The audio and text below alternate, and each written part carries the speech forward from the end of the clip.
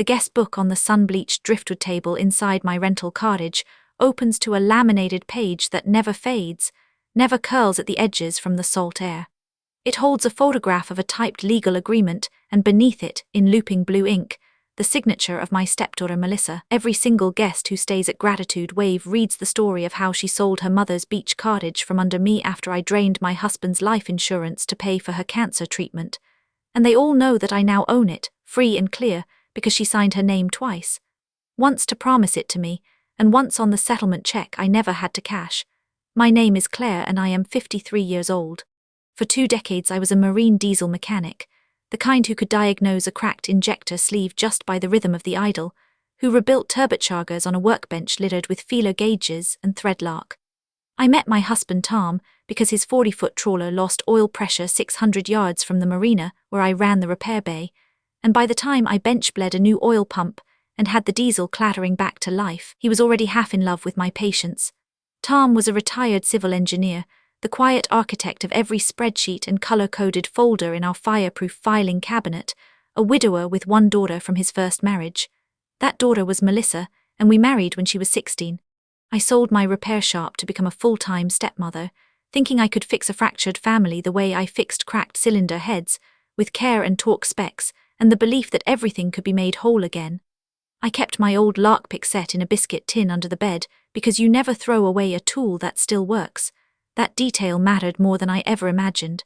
The day Tom died of a sudden coronary, my world collapsed into the single rhythm of grief. We had been sitting at the breakfast table, and he was laughing at a cartoon in the newspaper, and then he was gone, his coffee cup still warm in my hand.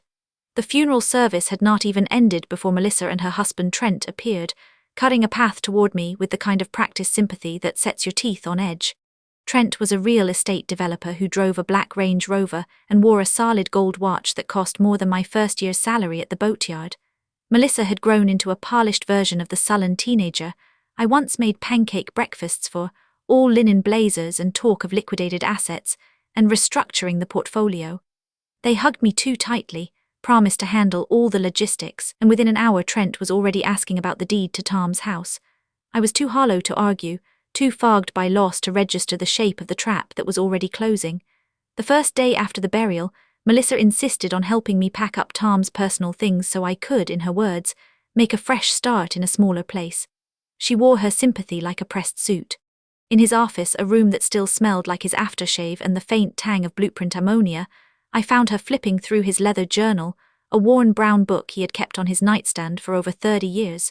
She barely glanced at the pages before tossing it into a cardboard box marked donation. "Just sentimental garbage," she said with a flick of her wrist. "Dad never threw anything away. You don't need more clutter, Claire. We can clear this whole room by noon if you let me." I nodded, said nothing, and waited until she left to answer a phone call. Then I reached into the box and fished the journal out. It was heavy with years, the leather cracked at the spine, the pages rippled from humidity and rereading. I opened it expecting poetry or private thoughts, but it held only weather records and fishing logs, page after page of barometric pressure readings, water temperature notes, and the GPS coordinates of good wreck fishing spots. I almost put it back, but something made me flip all the way to the end. On the very last sheet, pressed so flat against the spine it lay almost hidden, Tom had written a single sentence in his precise engineer's block print. "Do not trust Melissa. She will drain every account you have. Protect yourself, Claire." I read it 3 times before my knees gave out. I sat on the floor of his office, surrounded by the dust of his life, and felt the first cold thread of a fear that would never quite leave me. Before I continue this story, let me know where you are watching from in the comments below. Hit like and subscribe if you believe that family doesn't get a free pass to destroy you. Alright, let's get into what happened next. The vultures circled slowly at first, careful not to startle the prey. 3 days after the funeral, Trent showed up at my front door with a manila envelope and a rehearsed smile that never reached his eyes. He sat at my kitchen table, crossed his legs, and explained that Melissa and I were the only family left, and the kindest thing I could do for myself was let them manage Tom's estate so I wouldn't have to stress about a single bank statement. He slid a document across the table, something he called a general power of attorney, and said it would consolidate all the probate paperwork under Melissa's name. "It just makes her the point person for the executor stuff," he said, already tapping a pen. "You sign, we file, the house liquidates faster, and you can move in with us while you figure out your next chapter. No worries at all." I let my hand tremble a little and told him I needed a day to think, that I was still foggy on the painkillers I took for an old back injury, and that my reading glasses were broken. He bought every word. I had been an expert at diagnosing engine trouble by the sound of an owner's complaint, and I knew how to play weak when I needed time to inspect the fuel lines. That night I sat at the same table with a jeweler's loupe, a tool I once used to spot hairline cracks in fuel injector bodies, and I read every line of that power of attorney. Buried on page 4, clause 12, sub-point 7, it granted Melissa the authority to change account beneficiaries and transfer title on real property without my co-signature. That was not a power of attorney. That was a deed transfer masquerading as care. I slid the document into a Ziploc bag, sealed it, and hid it under a loose floorboard in my bedroom. I never signed. A week later, after I came around to their help, I moved into the guest house behind their property, a converted garage with a skylight and a kitchenette that reeked of fresh paint and new drywall. They thought they were extracting me from Tom's house so they could control the estate without my interference. I saw it as a free observation post with a deadbolt on my side. The guest house sat 30 yards from the main house, and from my window I could see the kitchen, the driveway, and the side door to the home office, 3 stages where Trent and Melissa performed their daily panic. I started a log in a spiral notebook, time-stamping every event with the precision of a mechanic charting an intermittent electrical fault. Every morning Trent would pace beside his Range Rover, shouting into his cell phone about balloon payments and offshore restructuring, his voice cracking on words like liquidity ratio, cross-collateralization, and amortization schedule. At night Melissa would take calls in the pantry, her voice clipped and pleading, dodging something labeled only as the Lakestone note. I wrote down dates, times, and every fragment of conversation I could catch through the thin walls. I also noted the deliveries. Amazon boxes stacked on the porch at least twice a week, the kind with designer labels and next-day air shipping stickers, while their voices on the phone grew more desperate. The first crack in their facade came when the kitchen garbage disposal seized on a Sunday afternoon, the main house filled with the smell of burnt motor windings and the grinding whine of a jammed impeller. Through my window I saw Trent on his phone with a plumber, his face reddening. The earliest appointment was Tuesday, and Melissa was pacing in a fury because they were hosting a broker's open house the next evening. I heard her shrill, "We cannot have the kitchen smell like a landfill," from across the yard.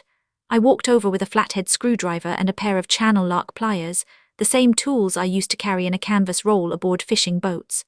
"Let me look," I said. Melissa blinked at me with a mix of confusion and contempt, but Trent waved me toward the sink.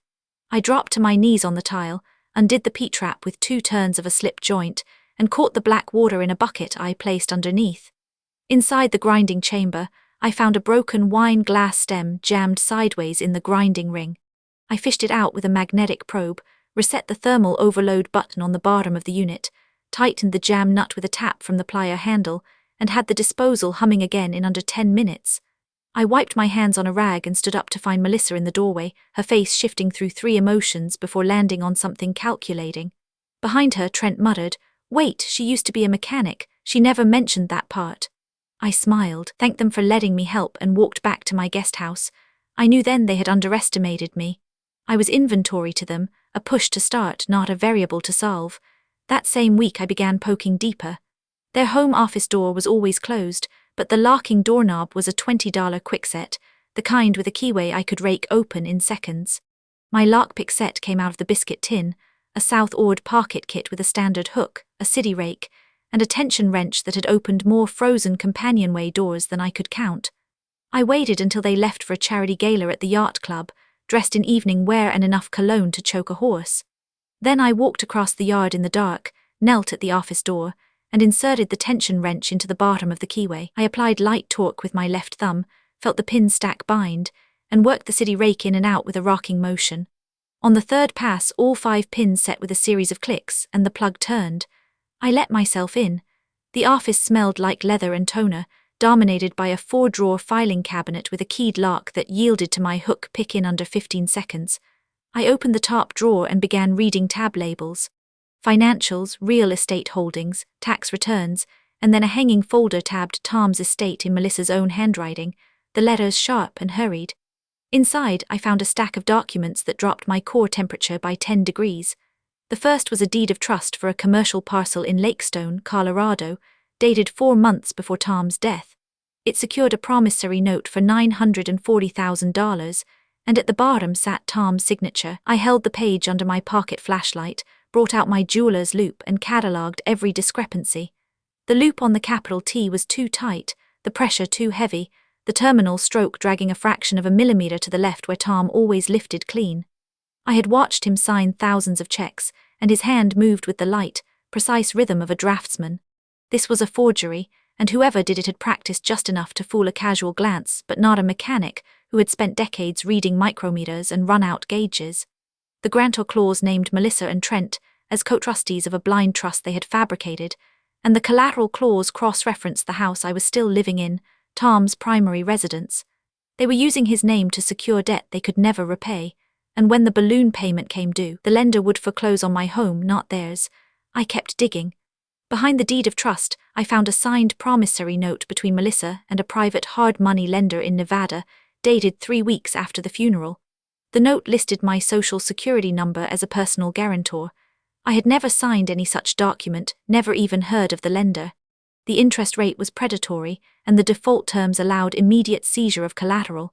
The deed of trust from Lakestone was listed as collateral. I pulled out my phone and photographed every page, holding the camera steady despite the tremor in my hands. Then I noticed the recycling bin beneath Trent's desk. It was full of cross-cut shredder waste, the fine spaghetti-like strips from a security-level machine. I grabbed the entire bag, tied it shut, and carried it back to my guest house. Over the next 4 nights, I rebuilt those shredded documents the way I used to rebuild engine schematics that had been soaked in bilge water. I bought a roll of wax paper from the grocery store and taped sheets of it across my kitchen table. I dumped the shredder bag into a plastic tub and began sorting strips by paper color, weight, and edge alignment. I used tweezers and a magnifying lamp I borrowed from a hobby shop. Some strips had text in 12-point Times New Roman, others in 8-point Arial from email headers. I separated glossy paper from matte, white from cream, and then matched the diamond-cut edges like puzzle pieces, taping them to the wax paper with transparent adhesive. It was painstaking work, the kind that makes your neck ache and your eyes blur, but by the 4th night I had reassembled 3 critical pages. The first was a mortgage application on the beach cottage, the one Melissa had inherited from her late mother. Trent's income was inflated by $200,000, and the application listed his employer as a shell LLC I recognized from the Lakestone documents. The second page was an email from a title company, cold and bureaucratic, which stated that the stepmother's name can be added to the Lakestone deed as co-borrower once the power of attorney is ratified. The third page was a wire transfer confirmation showing the Nevada lender had already advanced $260,000 against the promissory note, deposited into an offshore account in the Cayman Islands. The full picture was now in focus. They would drain Tom's estate, saddle me with liability through a forged signature and a stolen social security number, and when the house of cards collapsed, I would be named as the responsible party while they vanished into a bankruptcy discharge, protected by a trust I never knew existed. I could have confronted them then, but I was missing one crucial piece, proof that Tom knew of the fraud and had tried to stop it. I walked into Tom's bank on a Thursday morning, the same branch where we had refinanced the house, and asked to speak with someone in fraud compliance. A woman named Stepdaughter met me in a glass-walled office, and I spread my evidence on her desk like a mechanic presenting a failed compression test. I had the photographs, the reassembled documents, the POA I had never signed, and a timeline of my observations. Stepdaughter was a serious woman in her 50s, with a tight bun and a memory for detail that rivaled my own. She spread the photographs under a task lamp, compared the forged signature to a known sample of Tom's handwriting from a CD she had signed years ago, and nodded slowly. "These signatures are not a match," she said. "The stroke economy is all wrong. I'll flag both accounts for fraud review and file a suspicious activity report with FinCEN this afternoon." Then she paused and tapped her screen. "Did you know your husband had a safety deposit box here, box 274? It was flagged with special instructions 6 months ago. The access protocol requires biometric verification, a fingerprint scanner we installed at the client's request." I shook my head, my heart beginning to pound. She led me to a private room in the vault, a small space with a stainless steel scanner and a screen. I placed my right index finger on the glass plate, and a green line swept across the print. The system beeped once, and a steel drawer slid open with a pneumatic hiss. Inside lay a single manila envelope with my name printed on the front in Tom's block letters. The letter inside, written in the same steady hand that had warned me from the journal, changed everything. "My dearest Claire," it began, "I have discovered that Melissa and Trent have been forging my signature on loan applications for the past 18 months. I documented everything. The drive in this envelope contains bank records, emails, and a recorded phone conversation where Melissa admits to the scheme and states her plan to bleed the estate dry and frame you as the responsible party after I am gone. I am giving you this as my final gift, my last act of protection.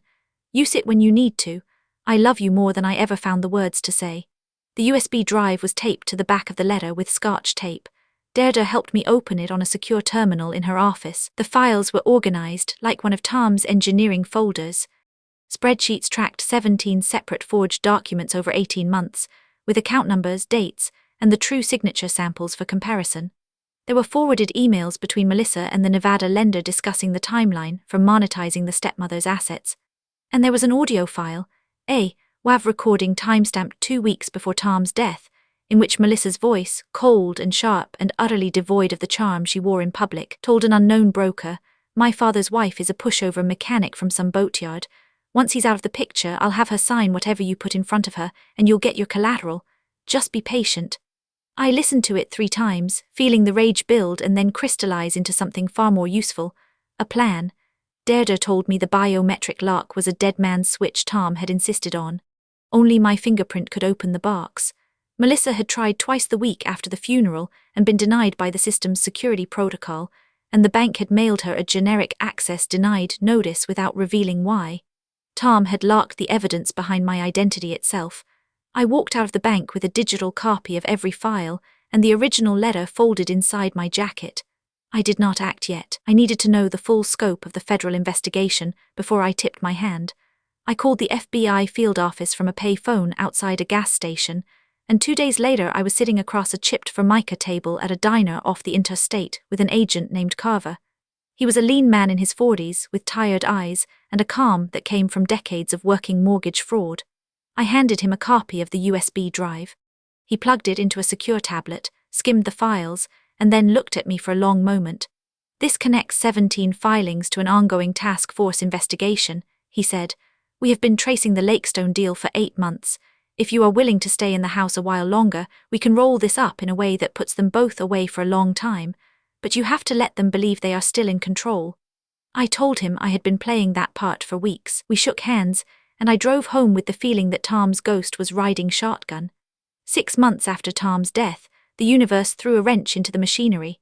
Melissa was diagnosed with an aggressive subtype of non-Hodgkin lymphoma, a diagnosis so sudden it felt like a cosmic reversal.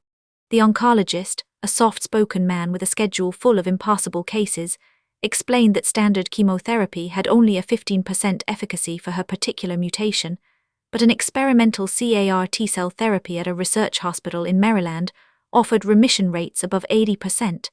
The catch was cost, $175,000, not covered by any insurance plan she could access, not with their credit frozen behind the scenes and their assets already snarled in the Lakestone default. I sat in a plastic chair in the hospital cafeteria and watched Trent's face go grey when the financial counselor handed him the cost estimate. Their cash flow was vaporized, their lines of credit maxed, and the luxury cars were already listed for sale on consignment lots. Melissa, pale and terrified in a hospital bed, asked to see me alone. She held my hand with fingers that were cold and thin. She cried real tears then, I still believe that. She apologized for the past weeks of tension, never once mentioning the forgeries or the POA, but saying she knew they had not treated me right since her dad passed. Her voice was hoarse and trembling. "Claire, you're the only mother I have left," she said, and the word cut me in a place I had long since locked away. "I know we haven't seen eye to eye, but I'm begging you, help me, I'll do anything." Then she made her offer. Her late mother had left her a beach cottage on the Carolina coast, a modest 3-bedroom on stilts near the Outer Banks, worth approximately $280,000, free and clear of any mortgage. If I would use Tom's life insurance money to pay for the experimental treatment, she would deed me the cottage outright, effective the day she was discharged cancer-free. I could sell it, live in it, rent it, whatever I wanted. "It's all I have that's really mine," she said, "and I'll give it to you, I swear." I looked into her eyes, and for a moment I saw the teenager who used to roll her eyes when I packed her lunch, but I also heard Tom's warning and the cold recording of her voice planning to bleed the estate dry. A stepdaughter dying in a hospital bed against a backdrop of beeping infusion pumps and nurses with gentle hands is not a battlefield you can retreat from easily. So I did not retreat. I elevated. I had a lawyer draft a promissory agreement with a deed of trust on the cottage, witnessed and notarized in the hospital room on a Wednesday afternoon. The document stated that in consideration of my paying the full $175,000 for her medical treatment, Melissa would transfer title of the property to me within 30 days of her successful recovery and discharge, contingent upon completion of the CAR T-cell therapy protocol. No loopholes, no verbal modifications, no loophole for changed circumstances. I brought a notary with me, a stern woman from a mobile service, and I filmed the entire exchange on my phone. The video shows Melissa, bald from the first round of pre-treatment, reading the agreement aloud in a clear voice, stating her full consent and understanding. Her signature is a little shaky, the chemo making her fingers numb, but she pressed the pen hard enough to leave an impression on the carbon copy. Then I liquidated Tom's $200,000 life insurance policy, paid the medical center directly through a wire transfer tracked by the bank's fraud department at my request, and watched the CAR T-cells drip into her arm over an infusion that lasted 4 hours. I still remember the hum of the pump, and the way the fluid looked, clear and almost silver, like hope itself. The treatment worked. Her PET scans came back clean 3 months later. She was discharged with a survival rate the doctors called remarkable. I waited the agreed 30 days, then an extra 2 weeks to be generous, because I wanted to believe she would honor her word. When I called about the deed, her voice was light and evasive. She claimed her mother's estate lawyer was gathering the title documents, and she needed a little more time. I said I understood. The next morning I received a call from a real estate agent in the Outer Banks area, a chipper woman asking if I was interested in a property that had just gone under contract. I froze, my coffee cup halfway to my lips. "What property?" I asked. "The Harbour Island Cottage," she said. "The owners accepted an all-cash offer of $310,000 this morning, closing in 72 hours. I saw your name on a past inquiry list from years ago and wanted to touch base in case you were still looking for oceanfront." I hung up and dialed Melissa. A recorded message said the number was no longer in service. Trent's phone went straight to voicemail. They had listed the cottage on a pocket listing, bypassed the MLS entirely, and signed a cash contract with a flipper they knew through Trent's network. She was going to walk away with $310,000, while I held a promissory note and an empty bank account. I needed to know how deep her betrayal ran before I pulled the trigger, so I staged a final test. I called their house phone from a burner phone, disguising my voice with the flat, bureaucratic tone of a title company rep. I said I was confirming the closing binder for the Harbour Island Cottage sale, and that I would personally drop it off that evening at 7 sharp. The woman who answered, Melissa, was effusively grateful. I arrived at 6:30, let myself in through the side door with the key I still kept, and positioned myself in the long hallway that led from the kitchen to the garage. I had practiced this. For 2 days I had held my breath in the bathroom mirror until my lips turned bluish, memorizing the way Tom had collapsed, the way his right hand had clutched his chest, the way his legs had buckled. When I heard their footsteps on the hardwood, I let my body go limp. I crashed against the wall, gasping, clawing at my chest, making the damp, choking sound I remembered from that terrible morning. I hit the floor hard, my palms slapping the tile. Melissa rounded the corner first, a leather binder pressed to her chest. She saw me, she stopped. Her eyes traveled from my crumpled form to the folder in her hand, and then she stepped clean over my outstretched arm. She did not break stride. "Is the closing binder in the car?" she called over her shoulder to Trent. "We cannot be late. The buyer's wire already cleared." "She'll be fine, she's always been dramatic." The garage door rumbled down behind them. I lay on the cold tile and counted to 30. Then I stood up, brushed the dust off my slacks, and called my attorney from the same burner phone. Any residual family loyalty I had ever felt died on that hallway floor. The next stage was a procedural blitz that would have made Tom proud. I filed an emergency injunction in the coastal county where the cottage was located, attaching the notarized hospital agreement, the video recording, and proof of the wire transfer from my bank, which time-stamped the payment to the medical center 3 months earlier. A judge granted a temporary restraining order that froze the property at 9:15 the following morning, exactly 45 minutes before the scheduled closing. The title company, spooked by the order, cancelled the settlement table, and notified the cash buyers that the deal was dead. Then my attorney filed a civil complaint for promissory estoppel, breach of contract, and fraudulent misrepresentation, seeking the market value of the cottage, punitive damages, and a quiet title action to enforce the deed transfer. I served Melissa at her home in front of a stunned housekeeper at 7 a.m. on a Friday. The look on her face was worth more than any settlement. The real coup, however, was the federal case I had already set in motion with Carver. He and I had stayed in contact every week, and I had passed him every new piece of evidence I found, including the reassembled shredder documents and the POA with the buried clause.